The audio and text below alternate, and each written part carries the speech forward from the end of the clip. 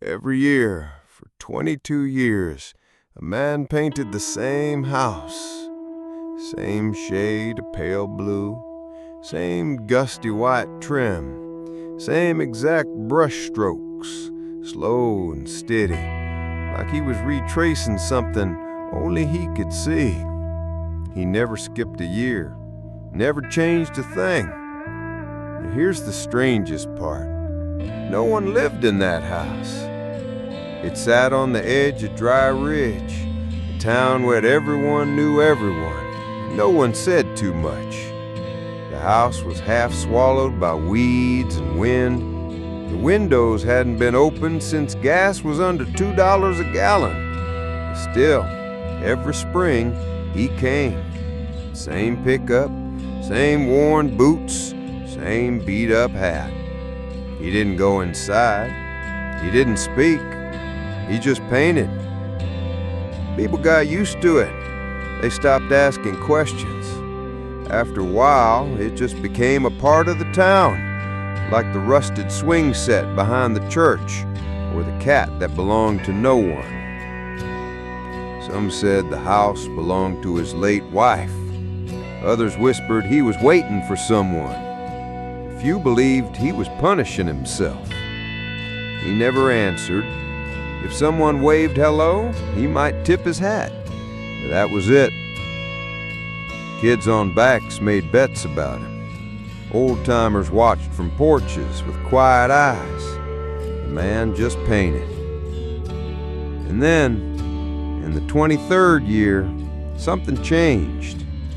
He didn't come in spring. He came in fall.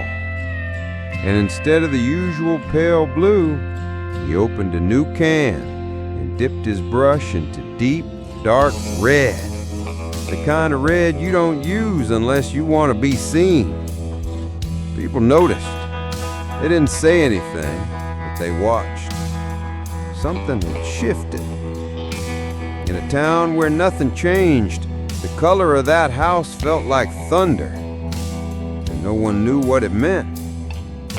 Yet, some said he was an old painter who lost his memory in the war, and that painting the house was the only thing he could still do right. Others thought he was a widower, honoring a promise. Maybe his wife had always wanted the house to stay blue just so, and maybe this was his way of saying sorry for something he never spoke of. There were even those who believed the house never really belonged to him at all. He was just keeping it warm for someone who never showed up. No one asked him directly. In Dry Ridge, people respected distance the same way they respected barbed wire. You just didn't cross it without cause. But they noticed things, like how he always parked on the same patch of gravel, how he painted the left shutter first, then the front step, how he always hummed something low and wordless, like a lullaby sung to no one. He brought his own paint, never asked to borrow a thing, didn't stop to eat, didn't take breaks. And when he was done, he'd stand in front of the house with both hands in his pockets, just looking. Not proud, not tired, just still. In the diner, people would mention him between bites of pie. Still painting that old ghost house, someone would say. Yep, another would nod. Man's got some kind of clock inside him. A few teenagers tried talking to him once, but he only smiled, tipped his hat, and went right back to brushing paint along the windowsill. He don't need words, old Mabel from the hardware store once said. That house is saying enough for him. And over the years, things began to shift, slowly, quietly. The weeds around the porch didn't grow as tall. Birds started nesting in the eaves again. The wooden steps stopped creaking when you walked on them, like even the house had come to expect him.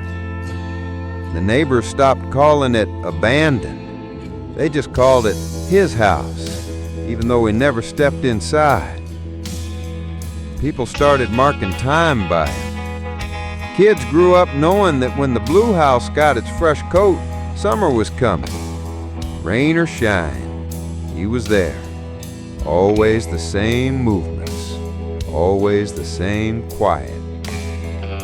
He became part of the rhythm of the town, like the train that passed at dusk, like the first frost in October.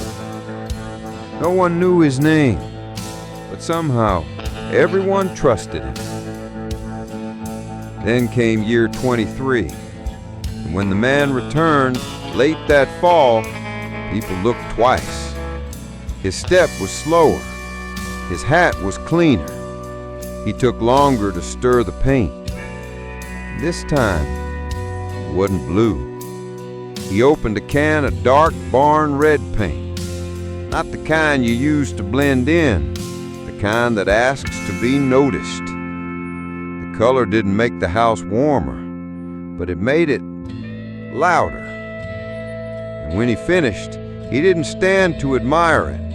He just packed up his things, got into his truck, and drove off before anyone could say a word. And for the first time in 22 years, the house felt like it belonged to someone again. That fall, kids on bikes didn't just ride past. They stopped. They stared. Red wasn't just a new coat of paint. It was a question hanging in the air. One boy swore he saw the man cry as he packed up his brushes. Another said he sang something under his breath, some old song nobody recognized. At the post office, someone pinned a Polaroid of the red house on the bulletin board. No caption. It stayed there for a week before someone took it down. The town didn't speak of it much, but everyone remembered. In Dry Ridge, changes didn't come with parades. They came in silences and sideways glances. A week later, Miss Henry, the retired teacher, walked her dog past the house. She stopped, looked, then smiled. No one knew why, but she started walking that way more often after that. Old Walt, who ran the gas station, mentioned in passing that the man's truck hadn't needed a tune-up this year.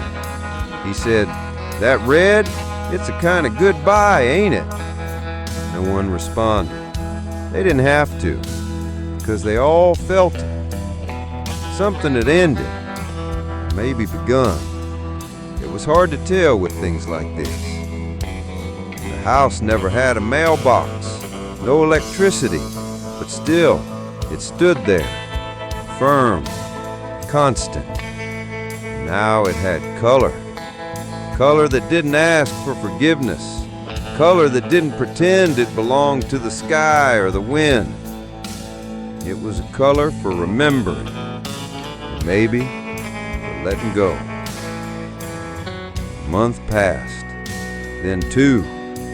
Winter came and the snow clung to the red like frost on a wound. And the man? He didn't return. Not that year. Not the next. Some folks wondered if he'd passed on. Others said he'd finally gone home, wherever that was. But the house stayed, and the paint didn't peel. Every spring, the town braced for the sound of that old truck engine. And when it didn't come, they walked past quietly, like visiting the grave. 22 years of the same rhythm. 1 year of change. And then, stillness. But somehow, in that silence, something softened in the town. It was like they'd all been waiting with him, without knowing why. And now they could rest, because whatever had needed doing had been done. With a brush, and a color, and no goodbyes. The story of the man and the house started turning into something else, a kind of local fable, something parents told their kids when they drove past. See that house? A man once painted it every year, same day, same way, just to keep a promise. Who was he? The kids would ask. No one knows, but he never missed a spring. And for a moment, it didn't matter if the story was true, because the telling of it made something feel whole again. No one ever saw the inside of the house, but one year, a storm cracked the front window. The town waited. The window stayed broken. And that's when they knew he wasn't coming back. So one morning, Miss Henry taped up the window with clear plastic. No one asked her to. She just did it. The year after that, someone mowed the grass. Then someone fixed the loose step on the porch.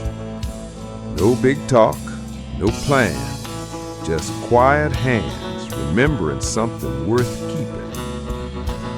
By the time a decade passed, the red paint had faded into a shade closer to rust. The house didn't shine, but it stood. It held the shape of something true, something made, kept, and then passed on. And if you drive by Dry Ridge today, you'll still see it. The house at the edge of town. Not blue, not new, but known. And if you ask who lives there, someone might tell you, not a soul, but it's never been empty. There was something about the way he walked. Not fast, not slow, just steady, like he had no destination except the one in front of him. Every year he moved the same, like time hadn't touched him, or maybe he just didn't let it. His jeans wore the same fade in the knees. His boots carried the same red dust from 20 springs ago. And that shirt, blue plaid, frayed at the collar, never seemed to tear, never got replaced. People noticed, people remembered, and though they never knew his name, they knew his rhythm. He'd arrived just after the first bloom of wildflowers on Route 11. The day always smelled like warm rain and sawdust. He'd park his truck, step out, stretch his back like a man waking up from a long nap, and then set to work. No fuss, no music, just the sound of brush against wood, soft and constant. If you walked past, you might hear him humming. No lyrics, no tune, just sound. Not for performance, for himself. One little girl once said it sounded like someone remembering a song their mother used to sing. Maybe it was. Maybe that's all he was doing, remembering. The children of Dry Ridge grew up around him. To them, he wasn't strange. He was dependable. They'd wave from across the street as they biked to the creek. Some years, they'd leave a bottle of lemonade on the fence post. He never drank it, but he always nodded just once when he saw it. That nod was enough to say, "I see you, thank you, keep going." One boy, Eli Barnes, watched him every year from his grandmother's porch. When he was 12, Eli left a note tucked inside a jar on the steps.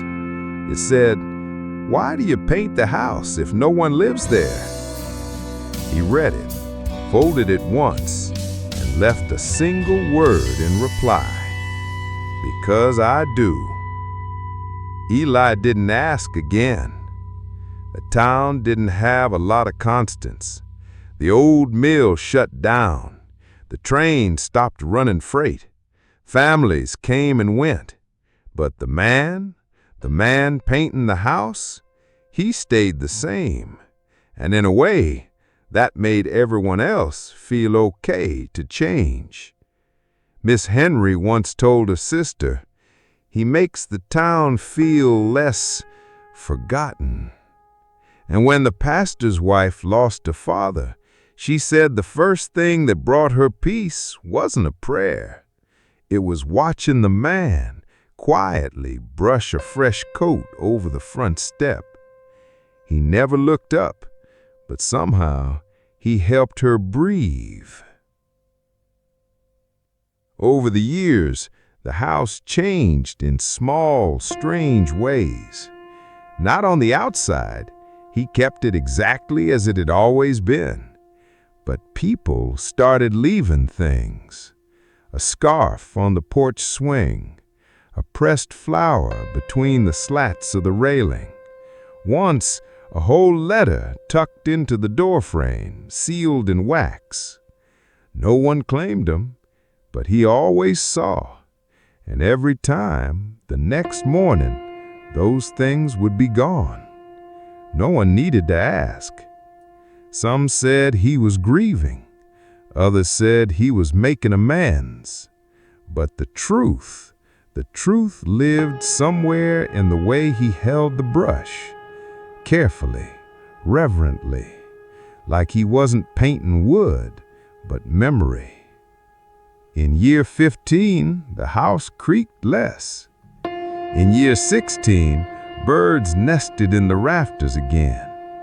In year 18, grass grew softer on the path to the porch. And by year 20, it no longer looked abandoned. It looked watched over. Not lived in, but not unloved. One teenager, passing by on a rainy afternoon, saw the man stand at the edge of the porch for a long while, paint can still full in his hand. He didn't move, didn't paint. He just looked up at the sky, rain falling steady on his shoulders, and whispered something.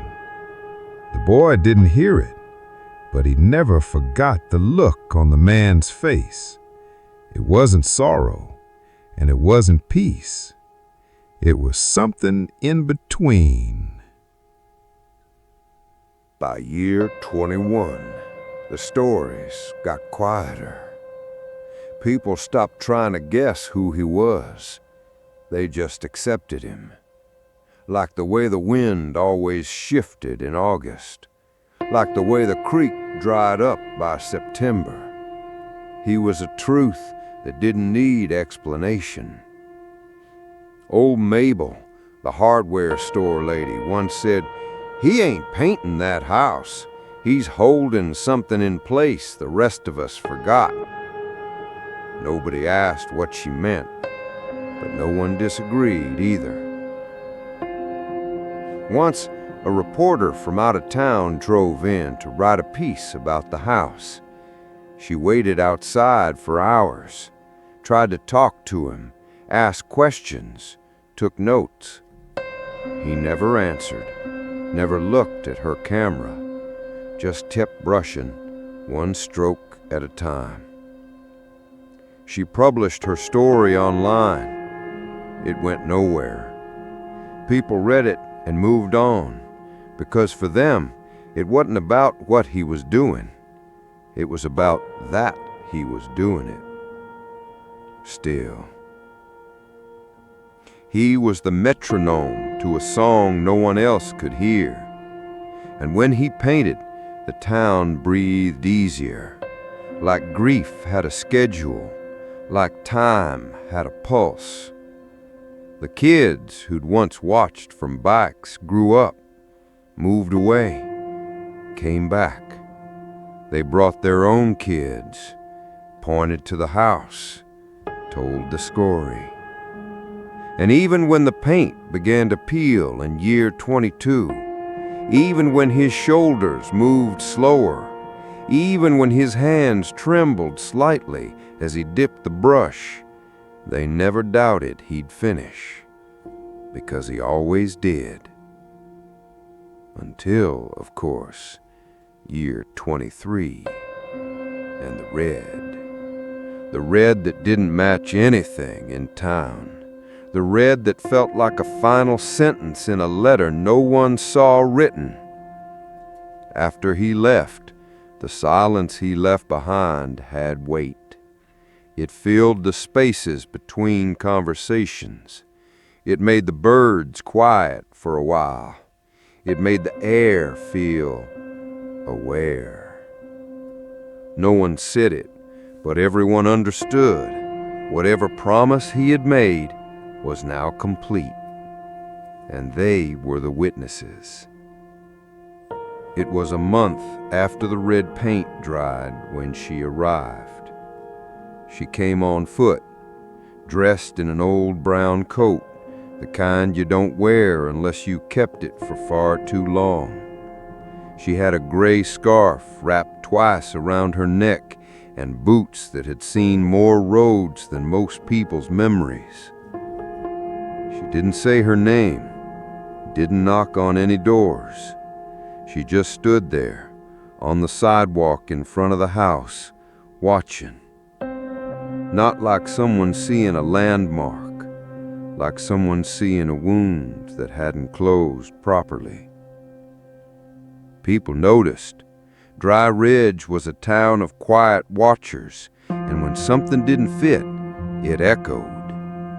Miss Henry saw her first, watched as the woman took off her glove and touched the wooden railing slowly, as if she were testing if the house was real. "She knew it," Mabel's whispered. "I could tell." And she wasn't the only one who thought that.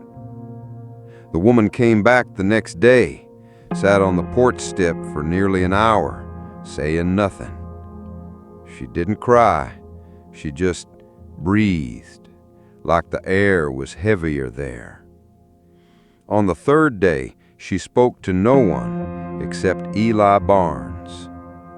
Eli was 30 now, had a kid of his own. He saw her outside the house and on instinct offered her coffee from a thermos. She accepted with a nod. Then she said softly, "Did he ever talk?" Eli shook his head. "Not really. Once told me he painted because he did. That was enough." She looked down, smiled like that answer was exactly what she expected. Then, almost to herself, she said, "He was always that way." That was the first thread, and from there, the story began to unspool. She didn't explain herself, didn't give a backstory, didn't say how she knew him, but the way she lingered on the porch swing, near the front step, near the red paint, made it clear this house held more than memory. It held unfinished conversations. On the fourth day, she left a letter. No envelope, no name. Just a folded page placed on the third step. The wind blew, but it didn't carry it away. Miss Henry said she walked by just as the woman placed it down, that she stood up slowly, touched the door frame like one might touch a gravestone, and whispered, "I waited too long." Then she was gone. No one saw where she went. No goodbyes, no trail, just absence. But the letter remained, and no one dared open it. They left it there for days. Eli checked once, made sure it didn't get wet in the rain, but no one touched it.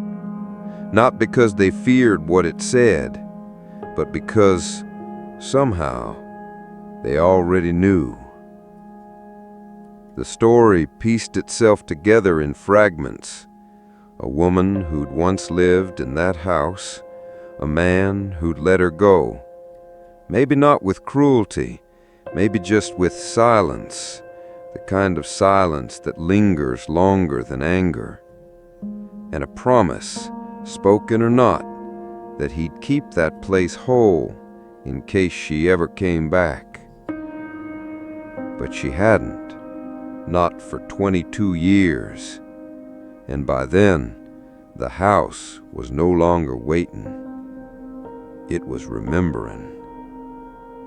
That winter, snow came early, covered the house in a hush of white. The red paint peeked through like an old scar under frost, and the letter somehow was still there, edges curled but untouched. It became part of the house the same way the man had been, unopened, unspoken, undeniably present. People started walking slower when they passed. Some tipped their hats to no one in particular. Others paused, hands in coat pockets, like they were waiting for something they couldn't name. Children asked who had written the letter. Parents said it was private, but in truth, they didn't know, not exactly. They just knew that pain doesn't always shout. Sometimes it paints, over and over, the same way, for 22 years. One night, near Christmas, Eli drove past the house and saw something strange. A candle in the window. Just one. It flickered like a breath held between heartbeats. He stopped the truck, got out, stood there. No one was inside. He knew that. But the candle stayed lit for hours. When morning came, it was gone. No wax, no holder, just a clean windowsill and silence. That spring, for the first time in 23 years, no one came to paint. But the house didn't look abandoned.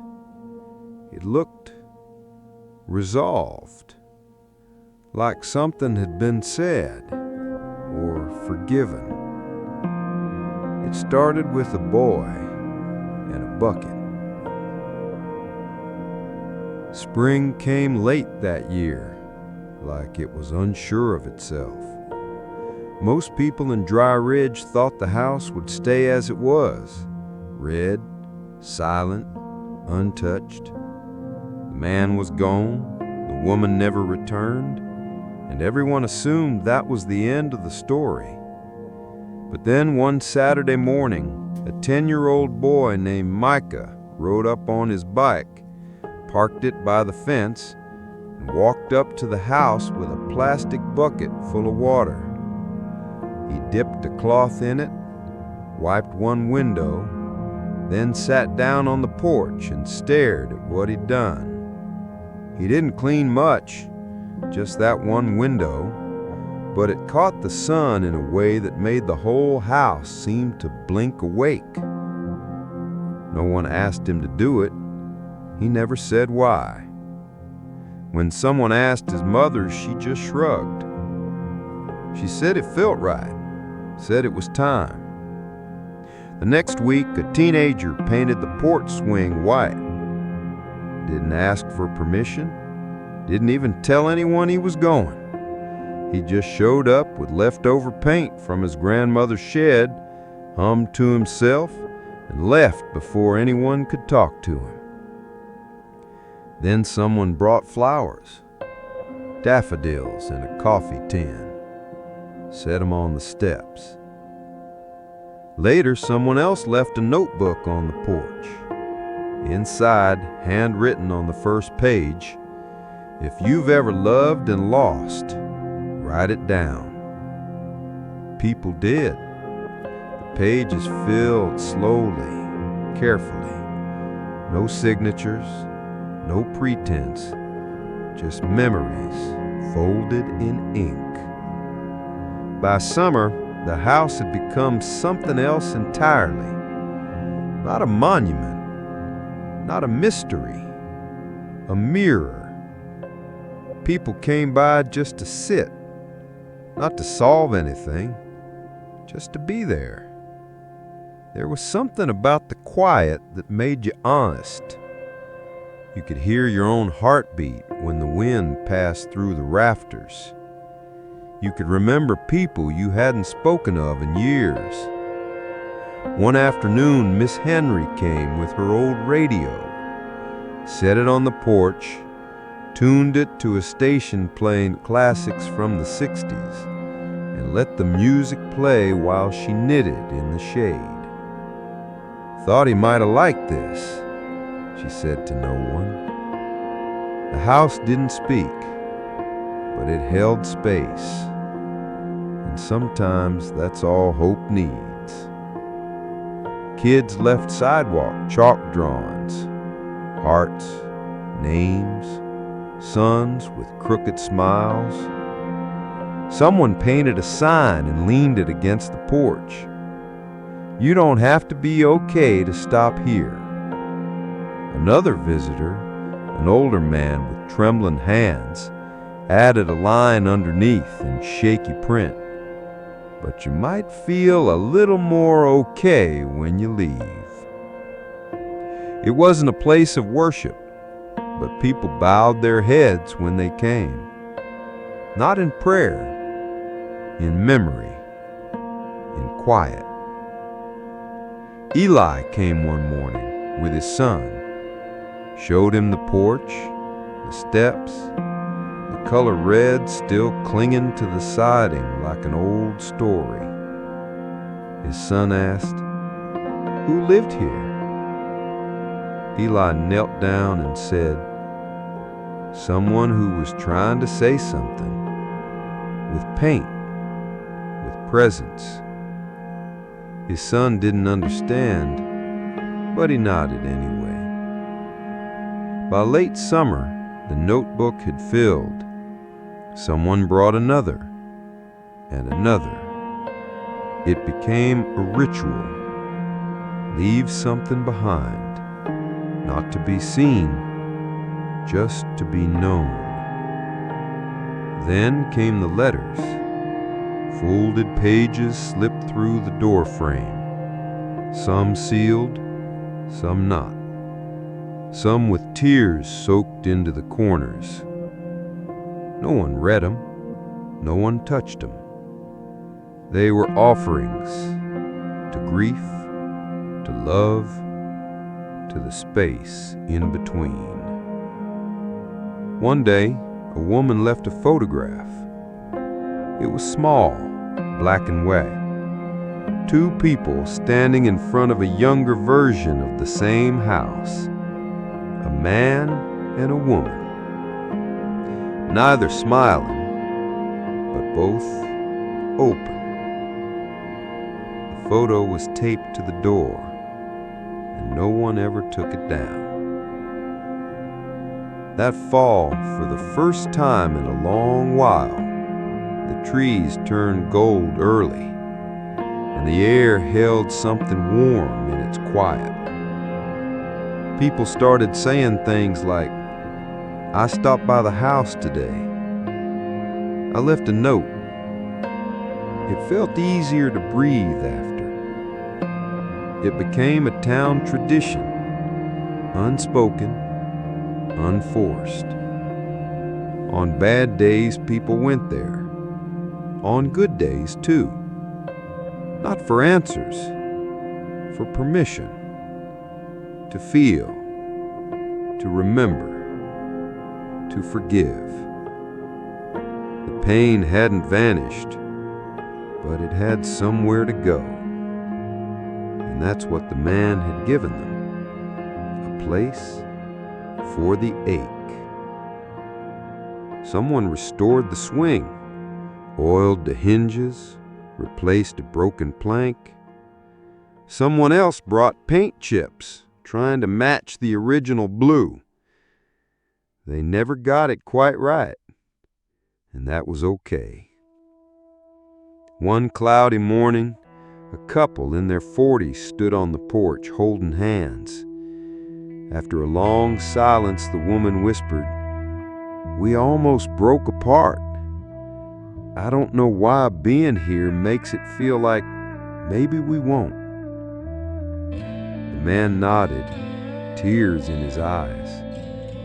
They left a pressed flower between the porch floorboards. People kept returning, kept writing, kept remembering. And hope, the kind that doesn't sparkle, doesn't shout, settled in, quiet, gentle, earned. It was a quiet Tuesday in late October when someone knocked on the town hall door. No one knocks on the town hall door in Dry Ridge unless something's broken or someone's lost. But this wasn't that kind of knock. Steady, intentional, like someone asking a question with their knuckles. Inside was Connie Lee, who'd worked the front desk since the last century.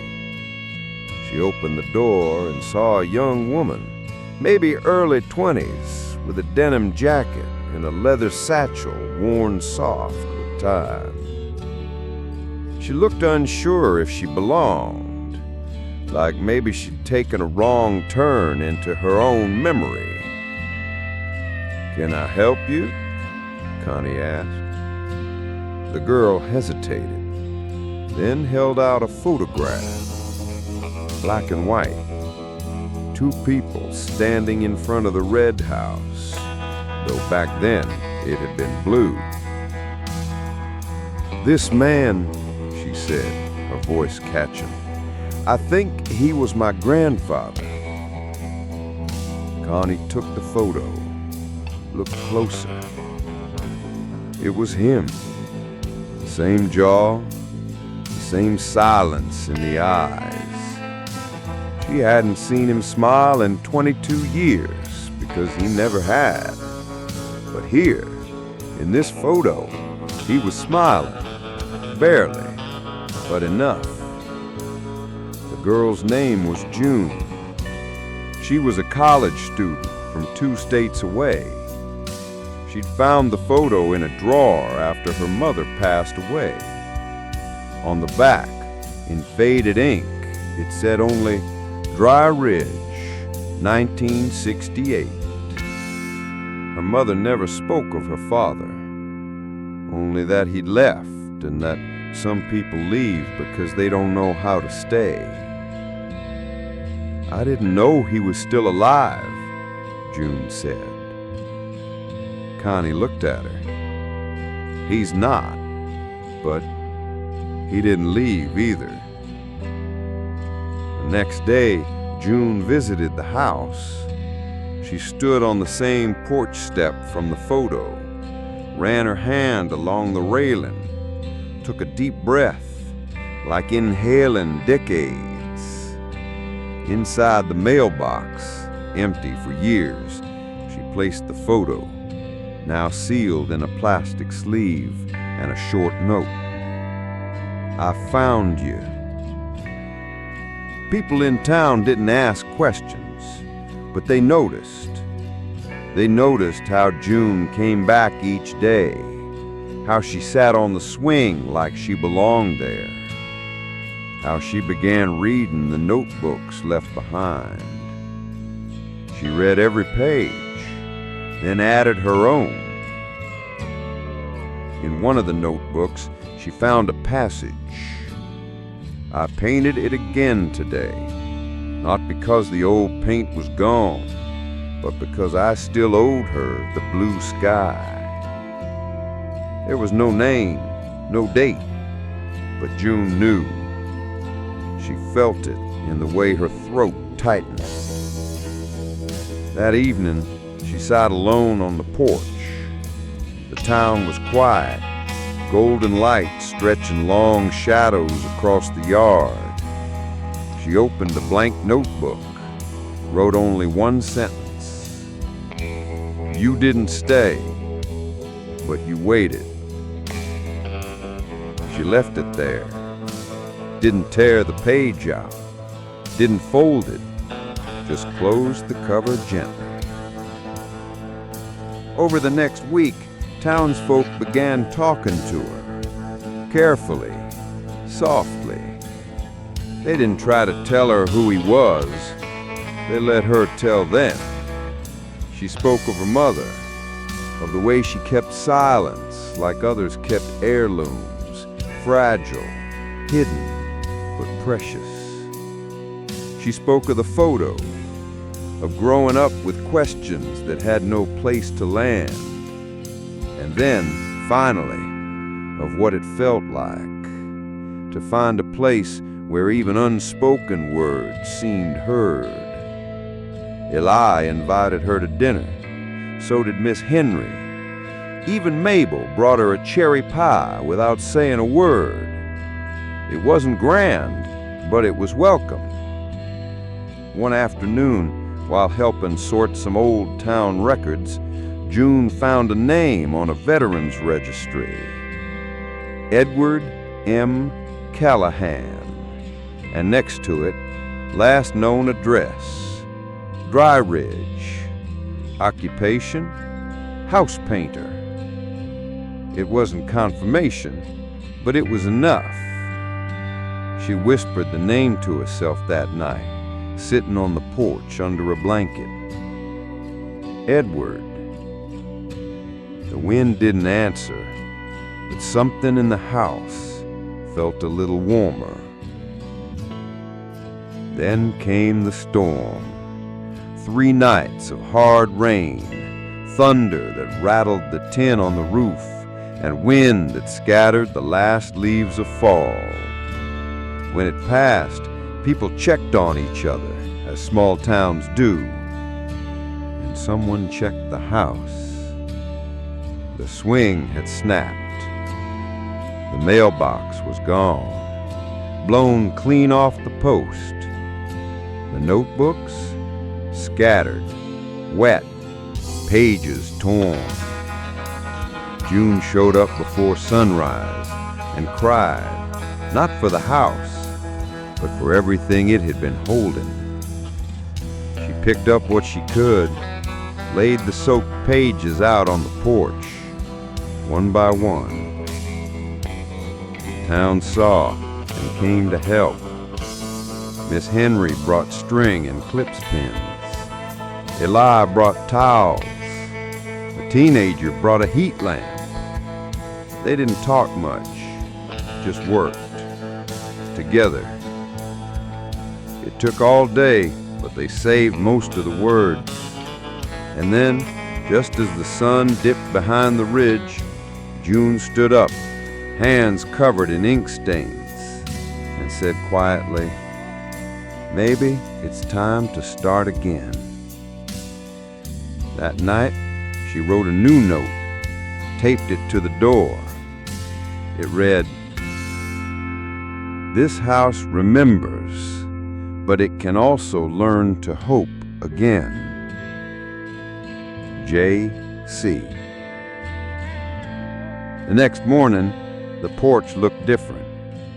Not new, but awake. The swing was fixed with mismatched rope.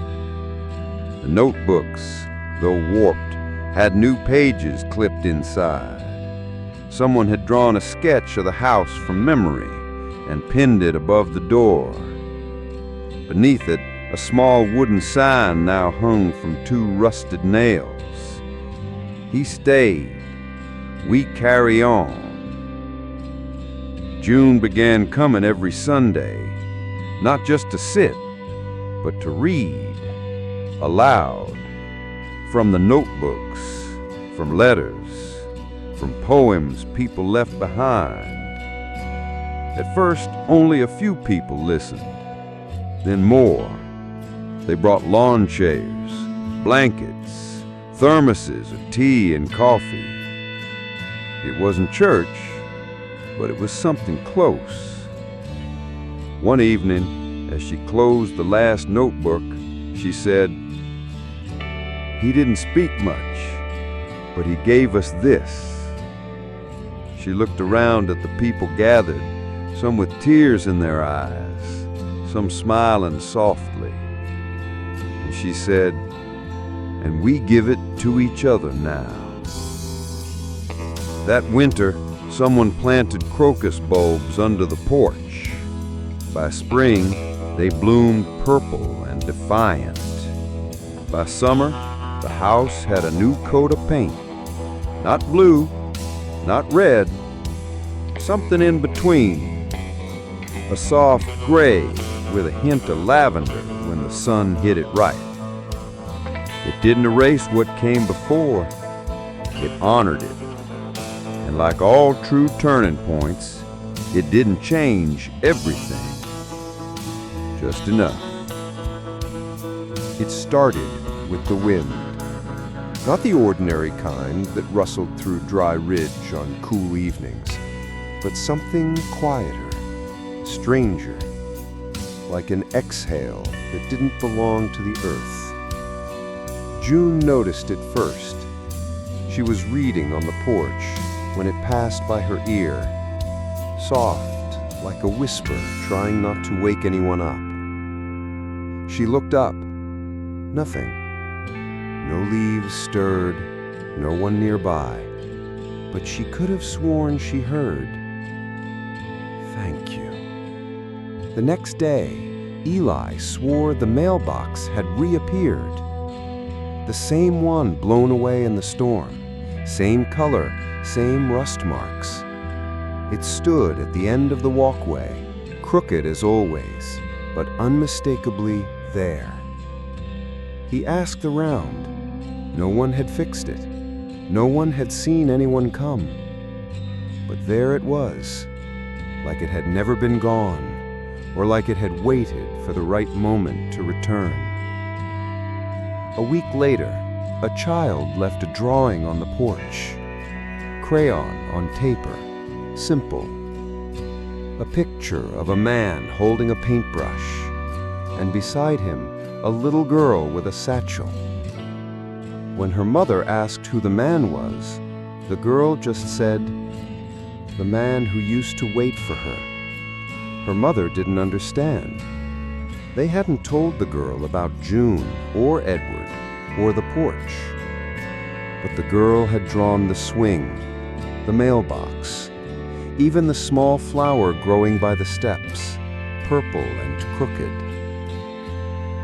The sign that had once read, "He stayed, we carry on," had changed. Same board, same nails, but now, in faint white letters underneath, were 4 new words. "And sometimes he visits." Nobody confessed to writing it. Not June, not Eli, not the kids. But everyone saw it. Everyone read it. And no one dared erase it. Some nights, the swing moved when there was no wind. Some mornings, the candle in the window had burned down just a little, though no one had lit it. And once, just once, the door creaked open slightly before easing shut again, as if someone had stepped out to greet the morning and then thought better of it. June never asked for answers. She'd come looking for her past. She found something better.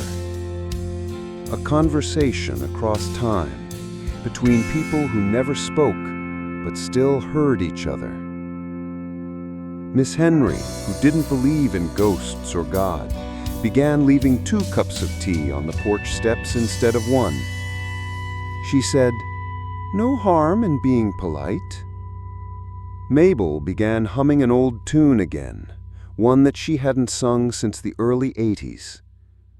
A soft melody that had no words, just the echo of something once beloved. She said it came to her in her sleep, and she woke up crying without knowing why. When June heard it, she paused mid-sentence. She'd heard it before. Her mother used to hum the same tune while folding laundry, always with a faraway look in her eyes. In the notebooks, a few blank pages had suddenly filled. Not handwriting anyone recognizes, not a prank, not scribbles, just clean, neat lines, ink like memory, words like weathered truth. She wore blue on the last morning, said nothing, but the silence felt like goodbye. E.C. They checked the other notebooks. More entries had appeared. Short, precise, each one signed E.C. Eli, who once spent his teenage summers helping the old man paint, said softly, "I never knew what it stood for. Maybe now he's telling all of us." The house was no longer just a place. It became a threshold between presence and absence, between fact and feeling, between what was said and what was never spoken aloud. One evening, June found a new item by the mailbox. A box, wrapped in cloth. Inside, a journal, leather-bound and stiff with age. On the first page, the handwriting matched the mysterious entries.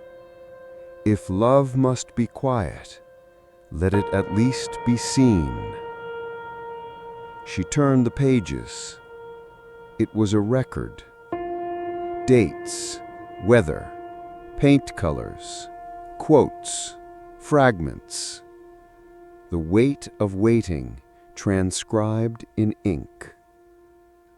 A life not explained, just traced. She held it against her chest. Didn't cry, didn't speak. She just sat and let it settle. One foggy morning, the door was found ajar. It had rained the night before, but the threshold was dry. No footprints, no signs, just the smell of something faint and familiar, like sawdust and old paint. June gently pushed the door open. The inside was as it had always been, dusty, still. Time paused in every corner. But there, on the windowsill, rested a paintbrush. Clean, oiled, ready. She picked it up like she was holding a memory made solid. For a long time she stood in the doorway. And then, without saying a word, she set the brush back down. Not to leave it behind, but to honor the waiting. After that day, no more strange entries appeared. The notebooks remained still. The candle never burned again. But the feeling never left. That sense, not that he was haunting the place, but that he had simply stayed longer than he expected. Like someone who doesn't want to leave a good conversation unfinished. June eventually moved into a small place nearby, taught art classes at the school, helped maintain the house, became a quiet presence, like him. People said she reminded them of someone. They meant him. She never corrected them. Years later, a child asked her why the house mattered so much. She smiled, bent down, and said, "Because some stories aren't meant to be solved. They're meant to be listened to. And every so often, just before the first frost, someone would swear they saw the porch light flicker, just once, as if someone had stepped onto the threshold, looked around, and smiled at what had become of hope. It didn't happen all at once. Healing in Dry Ridge arrived the way spring did, slowly, in small signs, quiet enough to miss if you weren't paying attention. It showed up in how people lingered a little longer on the porch, in how teenagers stopped tagging the train bridge and instead wrote things like, "I miss you," or "I'm trying." It arrived when a local carpenter who hadn't spoken to his sister in 9 years asked her to help repaint the back fence. No explanation, just paint and presence.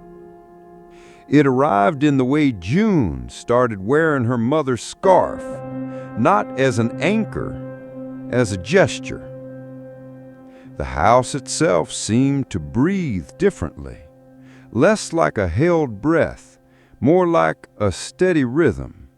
The paint no longer needed constant touch-ups. The swing creaked with a softer sound, not sadness, something like remembrance. June kept hosting her Sunday readings. Over time, people began to bring not only their grief, but their hopes. They'd write things they hadn't told anyone. "I forgave him last winter. I'm learning to like who I am. She left, but I stayed whole." And they dropped the pages into the notebook bin like coins into a wishing well. Someone brought a piano key, just one, and left it on the step with a note. "This belonged to a song we never finished." No one touched it, but everyone felt it. Even the wind changed, less restless, more like an old friend passing by to check in. One summer, a wedding was held in front of the house. Nothing big, just 2 women who had met at a reading the year before. They stood barefoot on the porch, read vows written in the back of an old notebook left by a stranger. When the ceremony ended, the town clapped softly, and someone whispered, "He would have liked this." No one had to ask who he was. A few months later, a woman returned after 25 years away. She didn't say why she'd left or why she came back. She just stood on the sidewalk, eyes on the house, and said, "It's still listening, isn't it?" June nodded, and the woman sat down on the porch swing, leaned her head back, and cried like someone being welcomed home. People didn't ask for answers anymore. They brought coffee, cookies, sometimes guitars. They'd sit in silence or in laughter. Sometimes nothing happened, and that was healing too. One boy, maybe 8 years old, dropped a toy car into the mailbox and whispered, "I'm sorry, Grandpa." He walked away without looking back. No one followed him, but Miss Henry, watching from across the street, pressed her hand to her chest and didn't speak for a long time. June painted again. Not houses, canvases. She began capturing the porch in all its moods: sunlight, fog, winter hush. Her favorite painting was one where nothing moved, but the air looked like it was listening. And over time, people stopped saying, "The man who painted the house." They just said, "The house," because by then it had become more than memory. It had become belonging. Years passed, seasons turned, new names showed up in the notebooks. Old names faded with the ink, but the swing never stayed still for long, and the candles still sat in the window, unlit but present. Like the memory of a voice you no longer hear, but still recognize in silence. June grew older. Her hair silvered at the temples. Her hands grew slower with the paintbrush, but her eyes never stopped searching the faces that came and went. She didn't tell the whole story to everyone, only when someone asked, and even then she'd smile and say, "What matters is that he painted. What matters more is that we stayed." One autumn afternoon, a teenager asked her, "Why do people keep coming here?" She looked out at the porch, at the chairs, the swing, the paint peeling gently from the steps. She thought for a moment and then said, "Because something here knows how to hold what we're not ready to let go of." That night, the moon hung low, full and quiet. A breeze moved through the town, and just for a second, no longer than a heartbeat, the porch light flickered on. No one was there to see it, or maybe someone was, but didn't need to tell, because some things don't need witnesses, just space and time. Some stories don't end. They just get quieter. Years passed. The house remained. It peeled. It settled. It breathed. But it never stopped being a place where people went when they didn't know where else to go. They didn't always sit on the porch. Sometimes they just walked by, slowed down, left a note, or a flower, or nothing. Because just being near it was sometimes enough. A man once drove 7 hours without stopping, parked across the street, stared at the house for 10 minutes, and left. No one asked who he was. The next morning, there was a folded napkin on the porch that read, "I finally said it. That's all." A child once tied a balloon to the mailbox. It had no writing, just a drawing of a heart. The wind didn't take it. It stayed for 3 days. Like it too had something to hold on to. One winter, a teacher brought her class to the porch. They didn't come for a lesson. They came for quiet. She handed each student a piece of paper and said, "Write something you've never said out loud." They didn't have to share. They didn't even have to sign their names. They placed the papers into a wooden box beside the swing. No one opened it. No one needed to. The box remained there for years, weathered but never emptied. The house never became a museum. There was no plaque, no velvet ropes, no brochure explaining its meaning. Because meaning isn't always something that can be explained.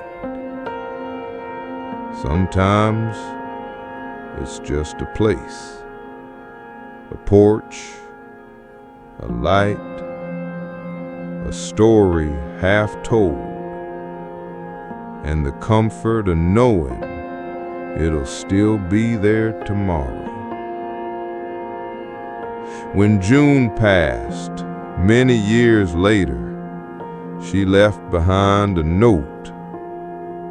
Not a will, not instructions, just a few lines in her handwriting placed in the mailbox one last time.